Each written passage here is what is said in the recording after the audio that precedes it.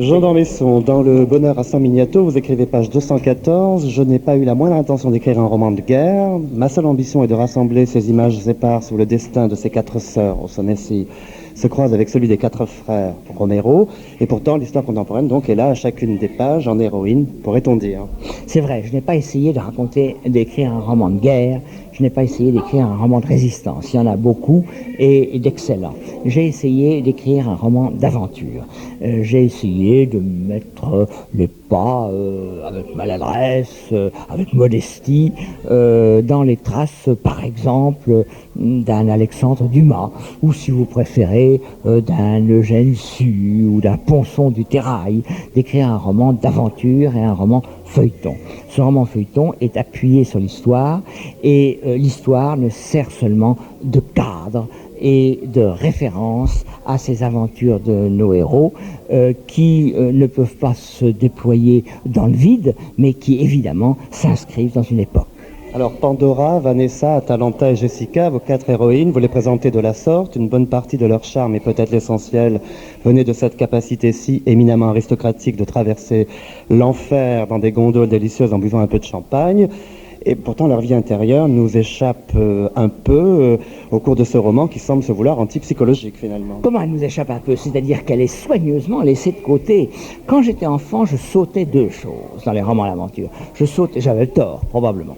Je sautais les descriptions, et même car parfois je me bats. Alors vous n'avez pas du tout aimé Proust alors, pourtant vous l'avez cité tout à l'heure. Alors, pourtant elle est considérée comme le premier écrivain français. Je dis, j'ai une passion pour Proust.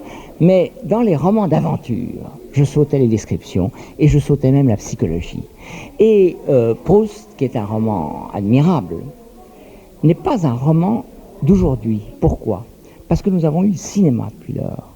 Et je crois que ce que nous a appris le cinéma, c'est qu'il nous montre un certain nombre de personnes qui agissent, qui parlent, et c'est à nous de reconstituer leur psychologie.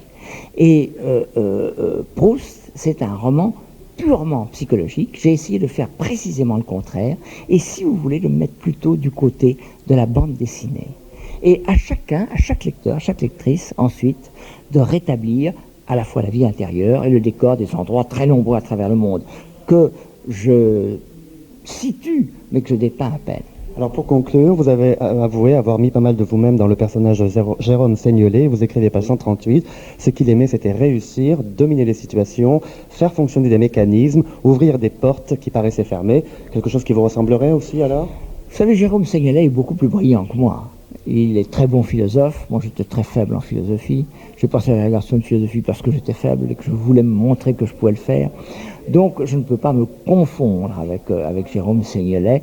Et je crois que Jérôme Seignelet aime beaucoup plus le succès et la réussite que moi.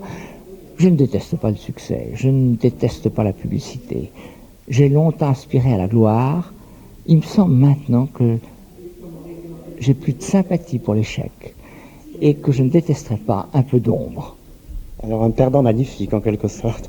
Je vous remercie Jean d'Ormesson.